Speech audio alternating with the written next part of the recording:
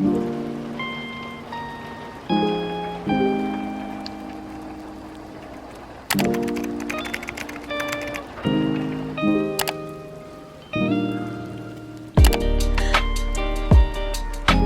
is so gloomy out today and I'm not mad at it. Like, the cozy vibes are in full effect today. I just finished getting ready for the day and I'm actually going to go head over to Barnes and Nobles. I did a little poll on YouTube and on Instagram just asking you guys if you wanted to see a bookstore vlog today or if you wanted me to film my monthly reset. Honestly, I feel like the responses were 50-50, and honestly, I will still end up filming both videos, but I'm probably just going to be uploading this bookstore vlog before I upload my monthly reset, just because I really want to go to Barnes and Noble today. It's nice and cozy. The weather is perfect to go get some books and then curl up on my couch and read. Maybe if it stops raining, I'll end up filming my monthly reset as well.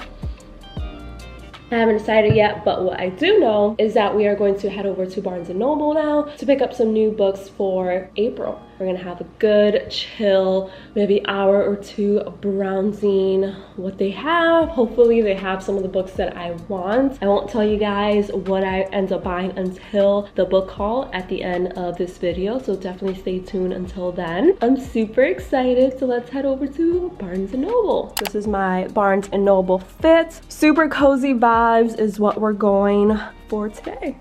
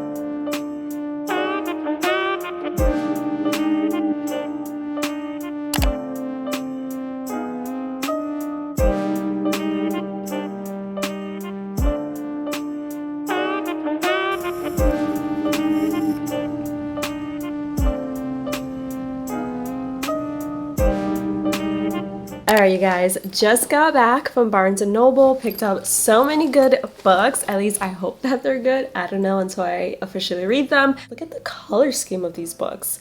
Obsessed. But I picked up books that I've heard people rave about nonstop. I even got out of my comfort zone a little bit. In total, I picked up 6 books, and the total was only 110, which I'm so surprised that it was only that much. I thought it was going to be way more. And I also signed up for the Barnes & Noble membership because for some reason I kept saying no to the cashier, and I'm like, why do I keep saying no if I'm literally here all the time? I think the $25 annual fee scared me a little bit, but I finally told myself that I was being silly. I honestly already made up for it with the discount that I got. Yeah, I saved 20 bucks today and the membership is $25, so I already almost made up all my money back. I don't know why I was so against getting the membership, but I'm officially signed up, so yay.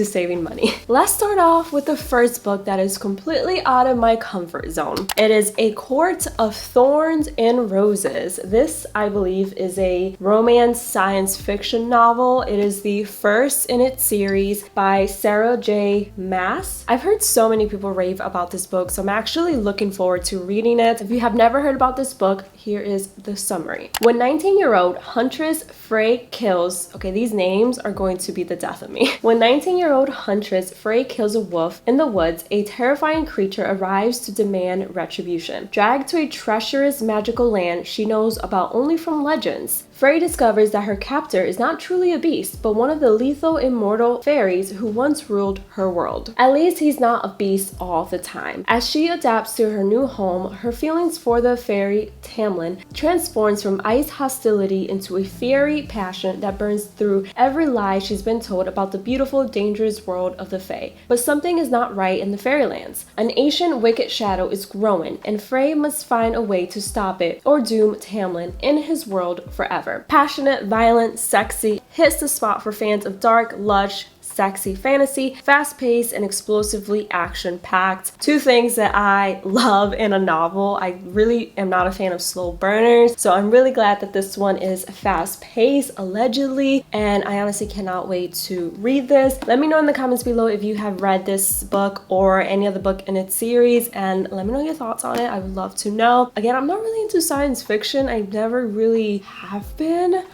I mean, I did read the Twilight series and the first Harry Potter book, but other than that, I haven't really dived into science fiction a whole lot. Who knows, maybe if I like this book, I'll read the rest of the series and then I can call myself a science fiction fan. Alright, so next up we have They Both Die at the End. I've been eyeing this book for such a long time. Every time I go to Barnes & Noble, I pass by it and I'm like, one day I'll pick it up. Today was the day. So many of you guys have actually read this book and told me that you recommend it 100%. So I'm really curious on what's going to happen in this book because the summary itself is very intriguing. So it goes, on September 5th, a little after midnight, Death Cast calls Mateo and Rufus to deliver some bad news. They're going to die in less than 24 hours.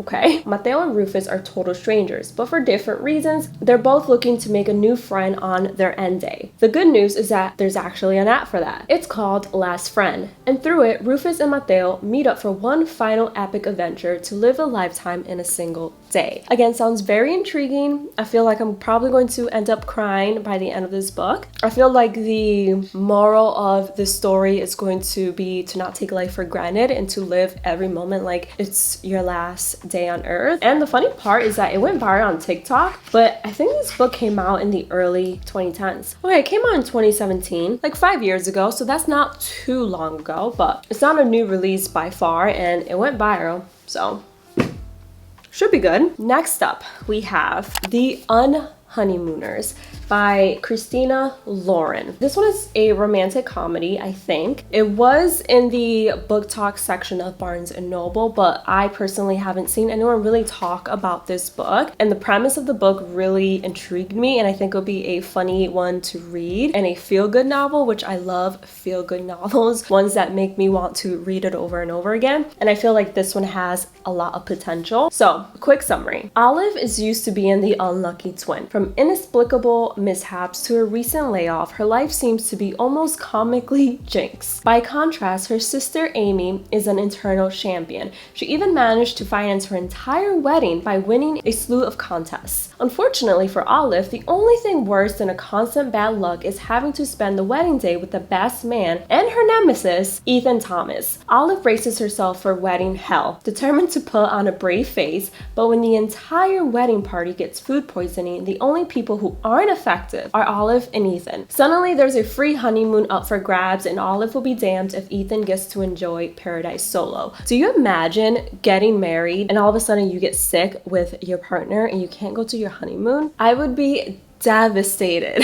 devastated. Moving on. Agreeing to a temporary truce, the pair head for Maui. After all, 10 days of bliss are worth having to assume the role of loving newlyweds, right? But the weird thing is, Olive doesn't mind playing pretend. In fact, the more she pretends to be the luckiest woman alive, the more it feels like she might be. The Honeymooners is a romantic comedy for anyone who has felt unlucky in love. Doesn't that sound like it would be such a good read? And then the cover is so cute. Definitely giving me tropical vibes, which we love. And then of course, because I'm obsessed with Colleen Hoover, I picked up 2 new Colleen Hoover books. Well, they're new to me, they're not necessarily new releases, but the first one I picked up is Slammed, which is the first book in the Slam series. And if I'm not mistaken, the Slam series was her debut novel. I love reading series more than standalone books because I get so invested in characters. I start believing that they're real people and that I know them on a deeper level. And I'm super excited to start reading the Slam series because I think it follows the same 2 main characters throughout their life. And I love that. I'm here for it. I cannot wait to read it. Maybe I'll do like a 24-hour reading vlog just reading the Slam series. Let me know if that's something that you guys would want to see. But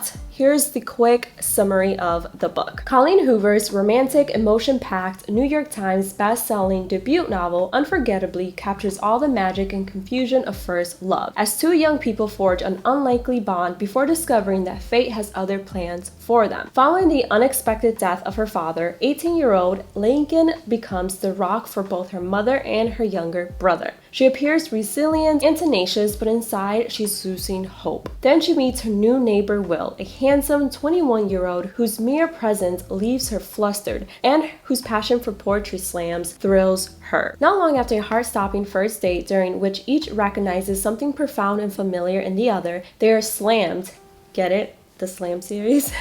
They are slammed to the core when a shocking discovery brings their new relationship to a sudden halt. Daily interactions become impossibly painful as they struggle to find a balance between the feelings that pull them together and the forces that tear them apart. Only through the poetry they share are they able to speak the truth that is in their hearts and imagine a future where love is cause for celebration, not regret. That sounds amazing. Can't wait to read this one. And then the second Colleen Hoover that I picked up is another very popular one, and it's November 9th. This is the summary. Fallon meets Ben, an aspiring novelist, the day before her scheduled cross-country move. Their untimely attraction leads them to spend Fallon's last day in LA together, and her eventful life becomes the creative inspiration Ben has always sought for his novel. Over time, and amidst the various relationships and tribulations of their own separate lives, they continue to meet on the same date every year, until one day Fallon becomes unsure if Ben has been telling her the truth or fabricating a perfect reality for the sake of the ultimate plot twist. Can Ben's relationship with Fallon and his novel be considered a love story if it ends in heartbreak? Are you telling me, Colleen, that this book is going to end in heartbreak? Am I going to be left in tears? I don't know. I love Colleen Hoover. She has a way to break my heart into multiple little pieces. But my favorite book from Colleen Hoover is actually Verity, and then Ugly Love, and then it ends with Us. All 3 books are absolutely amazing. I just loved reading Verity the most, and Ugly Love was just such a beautiful love story. I'm just obsessed with those 2 books. I feel like I'm going to read those 2 throughout my life multiple times. So I'm excited to add November 9th to my collection, and who knows, maybe this will knock down Verity from the #1 spot and this could possibly become my favorite book from Colleen Hoover. I don't know. We shall find out once I read it. And then the last book that I picked up, I told you guys I picked up quite a bit. This one I found in the mystery and thriller section of Barnes & Noble. Honestly, the cover really called to me. This book is called Look What You Made Me Do by Elaine Murphy, a novel of suspense. Carrie Lawrence doesn't need a happily ever after. She'll just settle for after. After a decade of helping her sister hide her victims, after a lifetime of lies, she just wants to be safe, boring, and not trekking through the woods at night with a dead body wrapped in a carpet. When I read that first paragraph, I was like, what? I have to read more. Becca Lawrence doesn't believe in happily ever after because she's already happy. She's gotten away with murder for a decade and has blackmailed her sister into helping her hide the evidence. What more could a girl want? When 13 bodies are discovered in their small town, people are shocked, but not as shocked as Carrie, who thought she knew all the details of Becca's sordid pastime. When Becca swears she's not behind the new crimes, they realize the town has a second serial killer who has the sisters in his sights, and what he wants is Carrie. Tell me that does not sound like an amazing read. Honestly, the plot for this book seems so interesting, and it's unlike anything else that I've ever read. Like, first of all, a woman serial killer who blackmails her own sister to hide the bodies. Not only that, but now they have to stop a serial killer who's after one of the sisters. What a chaotic plot, and I'm here for it. Let me know in the comments below if you have read any of the books that I picked up. Also, let me know if you guys have any recommendations of books that I should read next. I love hearing you guys' opinions and recommendations. I honestly do take them into account whenever I go to Barnes & Nobles, and if there's a book that I normally would gloss over, if one of you guys recommended it to me, I will most likely pick it up. So don't be afraid to leave any of your recommendations down in the comments below. But that's pretty much it for today's video. I really hope you guys enjoyed. If you did, don't forget to give this video a big thumbs up. Don't forget to subscribe. I would love to have you a part of my channel, and I'll see you guys in the next one. Bye guys.